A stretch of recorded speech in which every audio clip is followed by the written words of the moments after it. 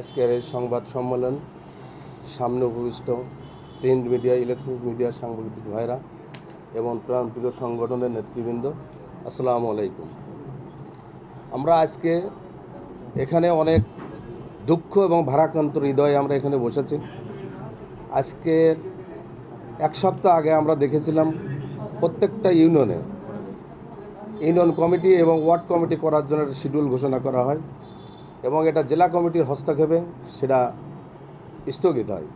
আবার আজ রাত 12টার দিকে দেখা যায় যে 2টা ইউনিয়নের কাউন্সিল করার জন্য একটা শিডিউল ঘোষণা করা হয়েছে। এটা আসলে একটা দুঃখজনক। এমন এই কুমারখালী উপজেলায় 11টা ইউনিয়নের একটা ওয়ার্ড এবং একটা গ্রাম এবং একটা ইউনিয়ন কমিটি থেকে গঠিত হয় নাই। এবং এই কুমারখালী উপজেলায় যে সার্চ কমিটি গঠন করা হয়েছে, প্রত্যেকটা ইউনিয়নেই আওয়ামী লীগের দোসর এবং আওয়ামী লীগের প্রেতাত্মারা প্রত্যেকটা কমিটিতে 5 জন 6 জন করে তারা এই সার্চ কমিটিতে আছে।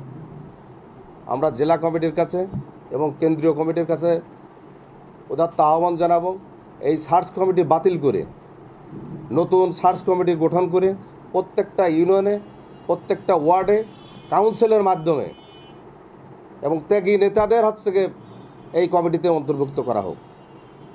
এবং আমরা যে প্রত্যেকটা যারা আমরা এখানে উপস্থিত হয়েছি, আমরা কিন্তু চাচ্ছি না যে আমাদের পদে যেতে হবে। আমরা চাই এই 17 বছর যারা দলের দুর্দিনে আন্দোলন সংগ্রাম, জেল জুলুম নির্যাতন ভোগ করেছেন, তারাই কমিটিতে আসুক। আমরা কোনো আওয়ামী লীগের প্রেতাত্মাকে এই কমিটিতে দেখতে চাই না।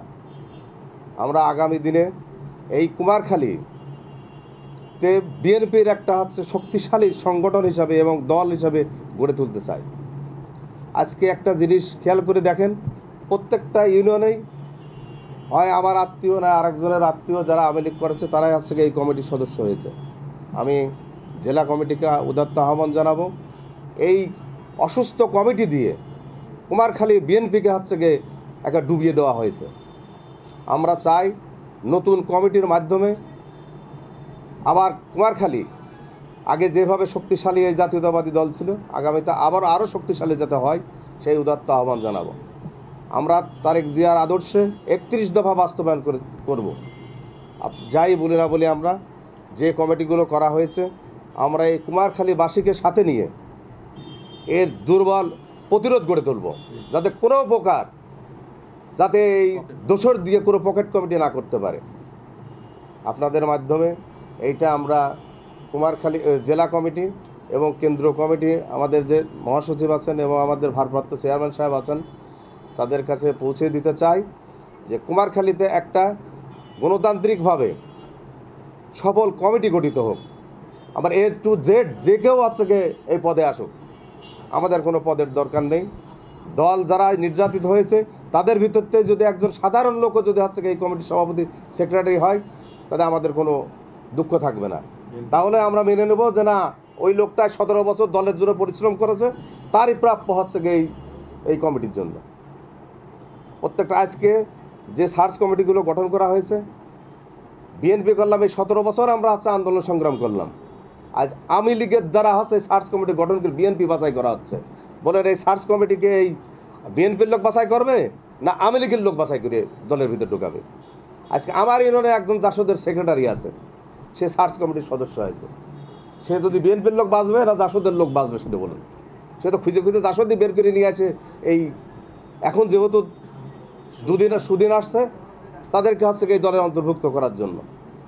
আমি সেই জন্য আপনাদের মাধ্যমে এই অসুস্থ কমিটিকে এবং কনভেনার অসুস্থ এবং মাসের ভিতরে অর্ধেক সময় থাকে সে হাসপাতালে, আমরা চাই এই অসুস্থ লোককে বাদ দিয়ে নতুন কমিটি উপহার দিয়ে কুমারখালী জাতীয়তাবাদী দল যেন একটা শক্তিশালী দল পরিগণিত হয়, এই আশাবাদ আমরা ব্যক্ত করি। আর একটা বিষয়, প্রত্যেকটা জায়গায় প্রত্যেকটা ইউনিয়নে আজ আওয়ামী লীগের লোককে সাথে নিয়ে তারা দল ভারী করছে। আমি আপনাদের মাধ্যমে এবং আমাদের দলের যারা আছেন তাদেরকেও বলি, আপনারাও একটু সজাগ হন। এই লোকগুলো আওয়ামী লীগের লোক যাতে আমাদের ভিতরে মিশে আসে, আমাদের সাথে হচ্ছে গিয়ে না মিশতে পারে।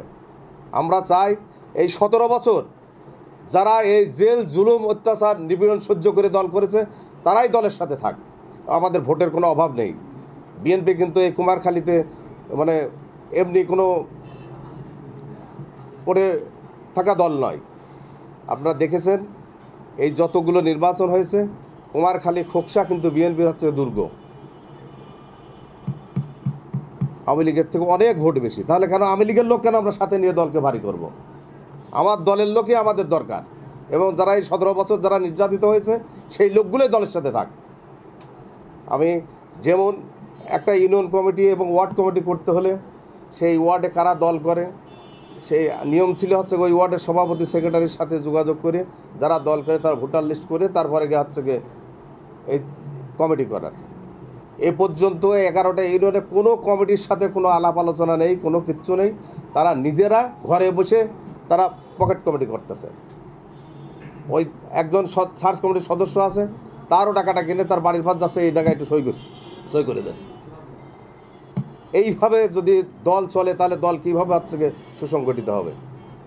সেই জন্য আমরা জেলা কমিটির মাধ্যমে কেন্দ্রীয় কমিটির কাছে উদাত্ত আহ্বান জানাবো, এই কমিটিকে বাতিল করে নতুন কমিটি ঘোষণা করে দলকে সুসংগঠিত করুক, এবং এই দল কুমারখালীতে আবার হচ্ছে গিয়ে শক্তিশালী হবে, এই বলে আমার আশাবাদ ব্যক্ত করে আমার এই সংক্ষিপ্ত বক্তব্য শেষ করছি। আসসালামু আলাইকুম।